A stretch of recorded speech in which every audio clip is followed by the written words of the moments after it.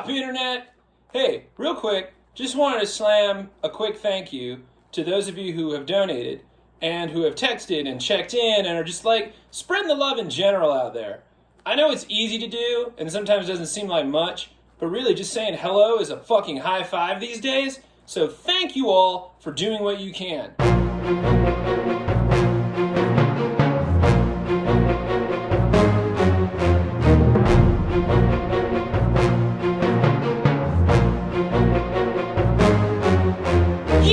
And I hope I can do even more to say thank you. And so I'll just keep doing these every Monday, Wednesday, and Friday until, I don't know, I get sick of it or you do. Let's see, what we can talk about today. So today I was just like thinking about shit and looking out my window, and I started wandering. My mind started wandering, because I'm not wandering. That's dangerous right now in these times. But my mind was wandering.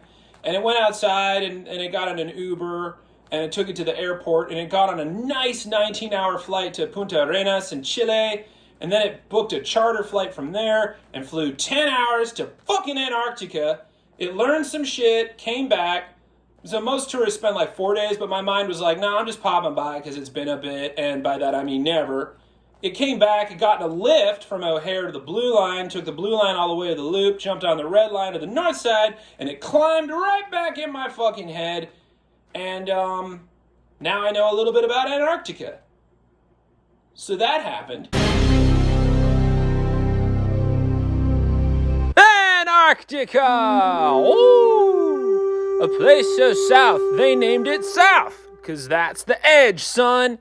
Antarctica's name is a Romanized word from the Greek, like every fucking thing else, and it means opposite of the North, because it had to compete with the North Pole, which is where Santa lives, and that's stiff marketing competition. So they went with it. It was originally called Terra Australis, because some fucker back in the day figured the land in the South must match the land in the North, because, I don't know, he was on a seesaw and figured, hey, this is pretty fucking great, right? Everything probably does this.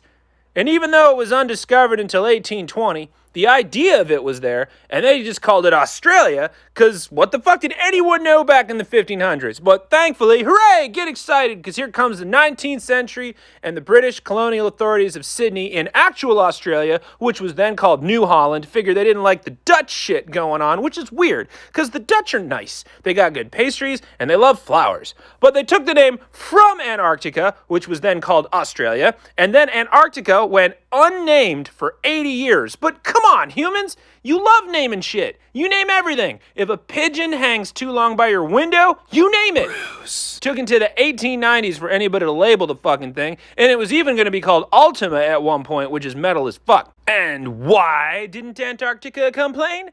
Because there's no indigenous people there, because it's fucking cold. The coldest temperature on Earth, minus 128.56 Fahrenheit, was recorded there at the Vostok Station in 1983. It's also fucking dry. Drier than an H. John Benjamin poetry slam. Did that joke scan? The dry valleys of Antarctica are the driest place on Earth. So dry, there's almost no snow, because the mountains are so high they block the seaward flowing ice from the east. So, we'll do the après ski there. The Decora's choice. Check out the carpet.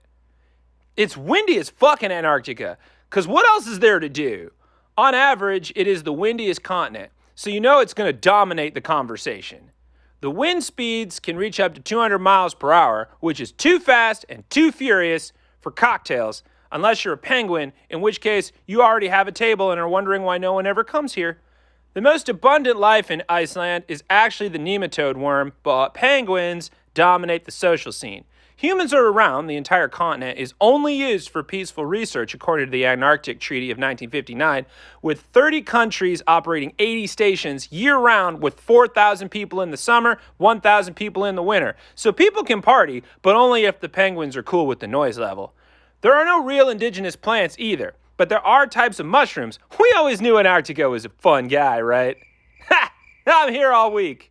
And before you even bring up the Arctic, let me just tell you.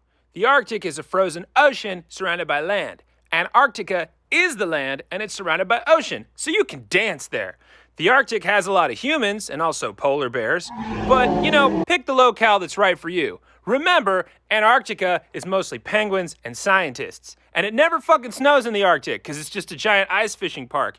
Antarctica is a holly jolly frozen desert wasteland penguin colony / science wonderland that is melting right now. So please help support efforts to fight climate change if you can. And if you can't, toss it a nice Yelp review. Fuck Santa!